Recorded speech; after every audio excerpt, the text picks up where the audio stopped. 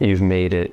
Day 10, the end of our beginner series journey. This by no means means that you're done learning. There is so much more to learn. This just means that you've gotten enough to get your palate wet, to get familiar with the guitar, and learn the absolute fundamentals of being able to play. Okay? So there's a lot more that you're going to have, but you have made massive progress. Okay, you've learned the basics, the bits and pieces of music theory you've picked up along the way. You've got an arsenal of chords that you've gotten to, which is all going to be very helpful to give you those foundations, like I just mentioned, to really start to explore and getting better with the guitar. I don't think you'll ever be fully, mastering this instrument, though, to be honest with you, because there's always something new. There's always people that are challenging the boundaries of things that we know to really expand what music is and how guitars work, and really to what it means to truly master an instrument. So you have lots to explore. Guaranteed it's not the end for you, but please, whatever you do, I want you to make sure that you're really taking what you've learned thus far and start applying it to things that you find interesting. I want you to start exploring looking at tabs. Now that I've shown you being able to assign your numbers and your alphabet and your numbers of your frets and your numbers to your fingers, it's going to get you to a point where you can basically look online and find any tabs you want to be able to use, and you can start playing with any music that you like. Start slow. Don't let yourself get overwhelmed by the fact that you start to take on some challenging music that might take you some time. Okay, there's plenty of music that I encounter through metal and such, and I'm not the best player ever, but it can take days, if not weeks, sometimes to master what it takes to be able to play that song, because a lot of times it's less about just the frets and the chords that you're doing, and more the pacing and being able to get the right vibe with it, and also the technique. The technique is so important. Each song and each musician is different, so you're going to take your time to be able to develop being able to understand and maybe even emulate some of those techniques. But remember, you're also building your own technique. So don't forget about that. Be yourself when you're playing your guitar, and really start to explore your own techniques and your own ways for doing things, okay? So let's think really quick, so quick recap of some of the things that we've encountered through this series so far, okay? Do you remember on day 1, we started with the anatomy of guitar, this exact guitar sitting here, and we really talked through what it's built with, the different major component names, and then we started stepping through your fretboard and being able to talk about frets and what they are in general. And we started walking through a little bit more of a alphabet, so that we could actually assign letters to the frets and what you're playing. And then we started looking at single-fingered chords, and before you knew it, you were playing multi-fingered chords, and then doing a lot of transitions based on those. We jumped into a bunch of theory, talking about scale theory, and all of these things that have applied there. I even showed you with the last video using a capo and actually being able to control the pitch entirely. So that way you can reuse a bunch of shapes that you've learned of chords, and being able to reuse them anywhere on the fretboard by leveraging a capo. And hopefully that will also, if you're a singer, unlock your abilities to be able to really go exploring songs that may have been out of your pitch and range before as you play, okay? That was a lot. You've done a whole lot, and I'm super, super proud of you for what you've done so far. I'm going to leave you with a couple of things today that are going to help you hopefully on your journey. Okay, so the first thing that I want to tell you is I'm going to give you a practice plan. So I'm going to have you take away a full practice plan that you're going to have, that you can start to use as your daily, hopefully, if you're playing every day. If not, just whenever you have the opportunity and you want to be able to get into practicing, this will be something that you can use to be able to make that happen. As well as I want to give you a couple more techniques that you can use to really challenge yourself and push forward to hopefully bridge the gap until I can get you some more videos going for an intermediate and advanced course, so we can really start to explore taking these fundamentals to the next level. Okay, so let's get started. All right, let's take a brief moment to talk about practice. Okay, you have to practice. You don't get good at anything without practicing. It's the same with sports as it is in music, and guitar is no different.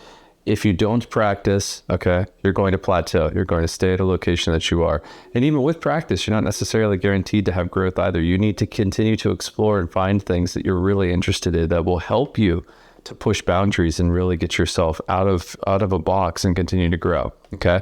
This is a first step, taking all of the practice plan that I'm going to provide you for the beginner's course for you to have a foundation. It's up to you to continue to keep that foundation tidy, right? And that's by actually applying and continuing to practice it regularly, and then adding more to that routine as you graduate yourself through your guitar journey to get better, right? And to continue to do that. So you'll need to continue to be pushing those boundaries.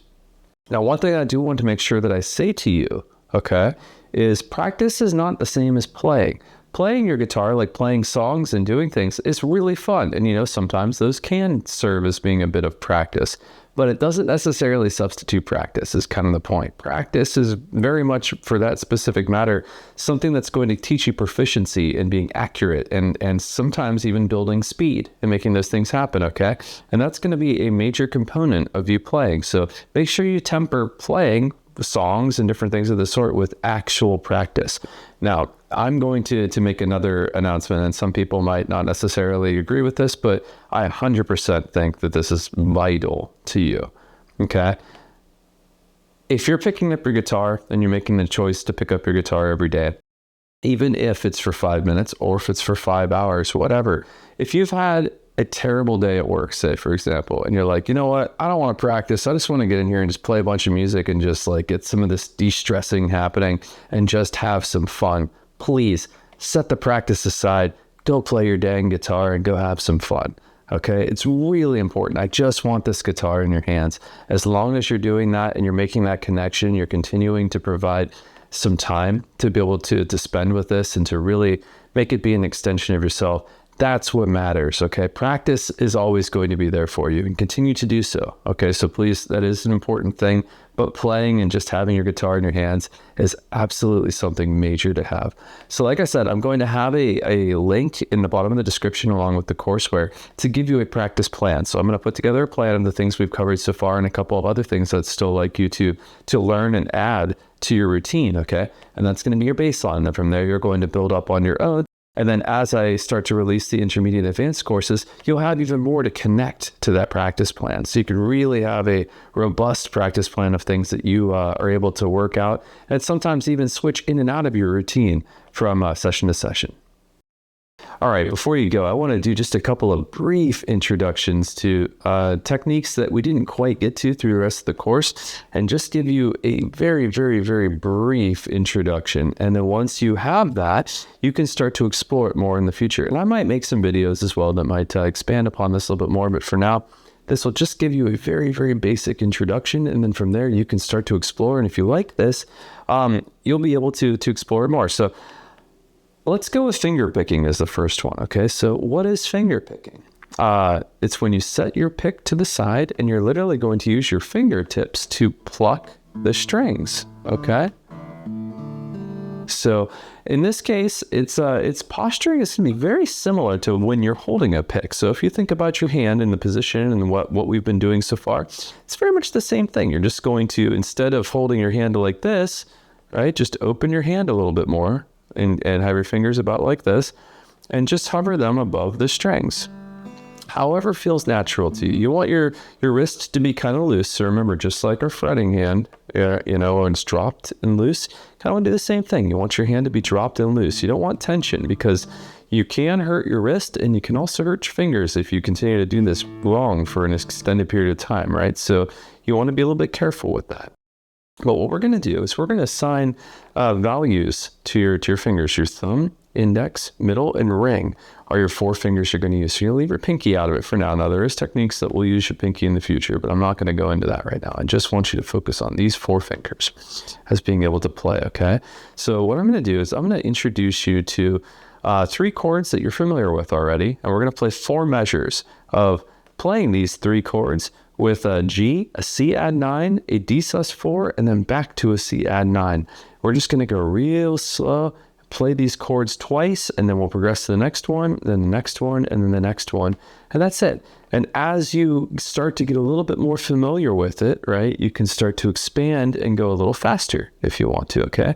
But like I said, for now, I really want to keep the speed low. I just want you to get comfortable and focused. So there's a reason why I picked these chords too. It's going to be the pretty easy progression for you, okay? So one of the best things, and this is just a quick pro tip for your fretting on your chord, okay? I want you to keep your ring and your pinky finger kind of planted on this this third fret of the first and second string respectively, okay? But as you start to play your four-finger G, right, and your C and your D, what you're going to be doing is you're just going to be playing the primary notes of these chords to get started with, okay? So let's get started with the G first.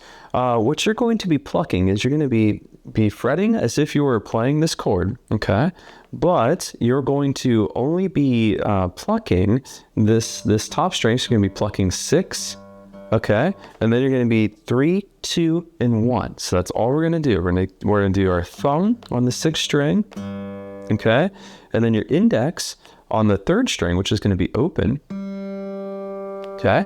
And then your middle finger, which is going to pluck the 2nd string, okay?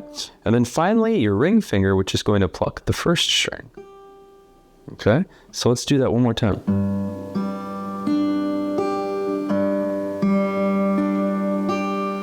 Okay? So that's a G. You're plucking with a G, okay? Now let's move to that C add 9. And literally, the only thing you have to do is lift that middle finger, your middle fretting finger, just move down a string, okay? And then from here, you're going to play the same thing with that open on a 3, and then your 2 third frets on 1st and 2nd string respective, okay? So the 5th string we're going to do with our thumb, okay? And we're going to go back and take our index finger and pluck that 3rd string again, then go to your 2nd string and your 1st string, okay? So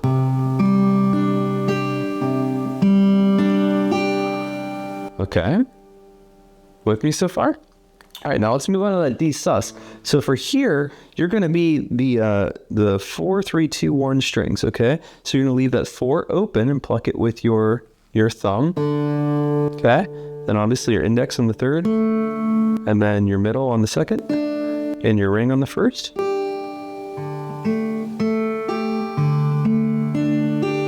Okay, and now back to that C add 9.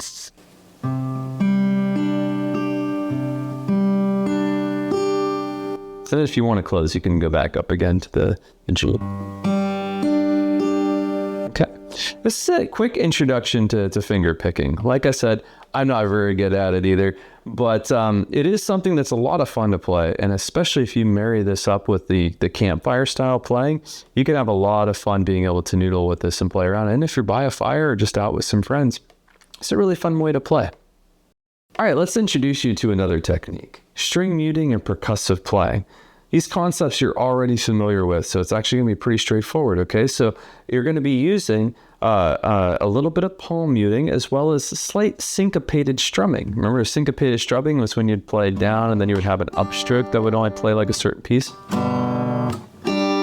right? That's syncopated strumming. Well, that's exactly what we're going to be doing in this case. And we're actually going to take that same song that we just got done playing. So that chord arrangement of the G, C add 9, D sus 4, and then a C add 9 again, we're going to do the same thing over again. Okay, so we're going to take those chords and we're just going to play a different strumming pattern as we do that. So what we're going to do is we're going to have the first one being a G, okay? And we're going to just strum down for 1 beat. So one quarter note, if you will. Okay, and then on beat 2, we're going to rest, which means we're going to palm mute. So you're going to play 1 and 2, right? So if we're going to do this, we're going to count 1 and 2 and 3 and 4 here, okay? So for a full beat, we're going to go 1 and 2, okay? So we're going to palm mute on the 2nd. Now, for the and on 2, I want you to keep that same chord shape, and I want you to syncopate a strum up, all right? So for a quarter note, and we're gonna let that ring. So what that means is 1 and 2 and 3 and 4. Okay, so you're gonna let this continue to ring out. So you're gonna just keep it just like that, okay? But what you're gonna do is when you hit 4, right, when you're beat 4, you're gonna palm mute again, okay? So this is gonna be something like 1 and 2 and 3 and okay? And what this is going to do, the more you do this, it's almost going to have a little bit of like a drum beat type of vibe going, okay? 1 and 2 and 3 and 4. 1 and 2 and 3 and 4. Okay, that's exactly the way that it should feel. And then you can move to that next chord and be able to do that, okay? 2 and 3 and 4. 1, 2, 3 and 4. And see what I did there? You can even throw in knock. So when you go and actually palm mute, you can even tap the guitar slightly, especially if you're playing an acoustic. This really works. And it gives you a little bit of a almost like a drum sound, right? So I want you to take that combination, doing that exact timing. You can just play one on each measure, but play a G, a C add 9, a D sus4, and a C add 9 again, and just put together that strumming pattern. This is a really fun thing you can do. And if you start playing with other people, this is a really good way to be able to articulate the start of a beat or a part of a song, right? So if you start to get into song creation or writing or doing anything like that, this is a great way to start to fill in some of the beats and the notes and where you want to take them. And then from there, you can start building upon them. All right, the final technique that I wanted to quickly introduce to you is called Hammer-Ons, okay?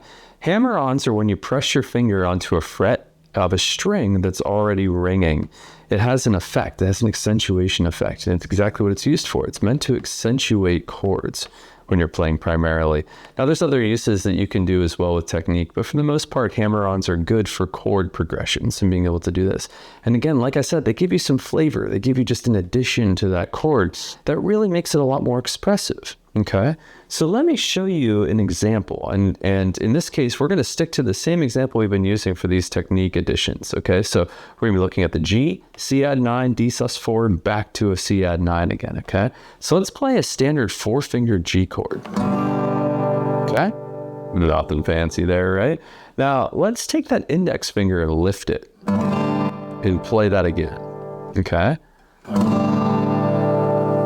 Now, as you can see, from doing so, your 5th string is ringing open, right? And what I want you to do now is, as soon as you strum this chord, I want you to stamp your index finger down to its place on the 2nd fret of that 5th string. You hear that? Okay. Now, let's continue to take this forward by playing G, C add 9, D sus4, and C add 9 again in quarter notes. So we're going to play quarter notes of each one of these chords. So 4 quarter notes of a G, then 4 of a C add 9, 4 of a D sus4, back to 4 of a C add 9 again.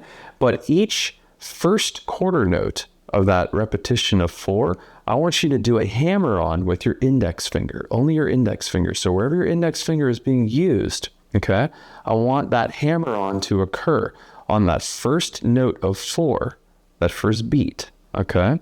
So let's try this out. Let's take your G and just try this. 4.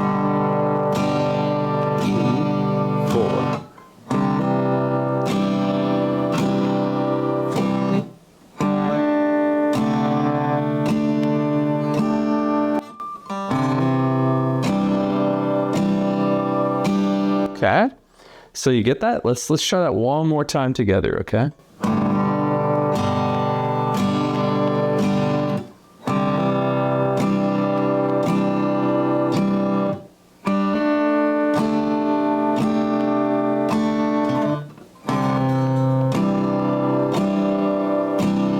So there you go, it's Hammer-On. So it's just a great way to accentuate notes when you're playing them through a chord. Gives you some definite extended dynamics. Well, those are the final techniques I have for you on the beginner series. There's going to be plenty of supplemental content on the channel though, as well as the intermediate and advanced series that I'm going to be working on soon. So definitely be on the lookout for those. This isn't a pander from me, but if you do like and subscribe to some of the content, that is going to help for you to stay in the know of when I release some of these things to make that happen. And also it allows for us to have a bit more of a discussion about things that you like or don't like and things that you would like to learn about. So that way I can build a little bit more of a community with you and start to understand some of the content that we can make together, okay? So that could be a lot of fun as well. So definitely be on the lookout for that. I do want to take a moment to sincerely thank you for coming on this journey with me as well. It's been a lot of fun. It's been a great time for me to be able to explore being able to be a instructor for you, which has been a lot of fun. It's definitely pushed my boundaries of being able to edit these videos, make this content, and be able to do these things. And I sincerely thank you for coming on that journey and choosing me to be able to work with, to be able to get to where you are through your beginning courses on these guitars and then fundamentals. So I really do appreciate that. Congratulations sincerely to you for making it through this course.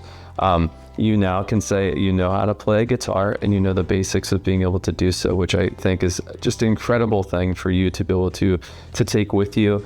Playing an instrument is absolutely a gift, and I love being able to do that and share it with you. So it's been fantastic. If you have comments, questions, anything else, please feel free to reach out through the channel. I'm glad to engage with you and try to understand what I can do to help. Or if anything, I would love some criticism as well. So if you have that, please feel free to also share. Okay, have an amazing day. Please continue to play. Please continue to practice. Come back to the channel for some of the other courseware as well. I'd love to see you in intermediate and advanced. I really do think that that's going to push your boundaries even further, taking these fundamentals and really pushing yourself to the next level. So until next time.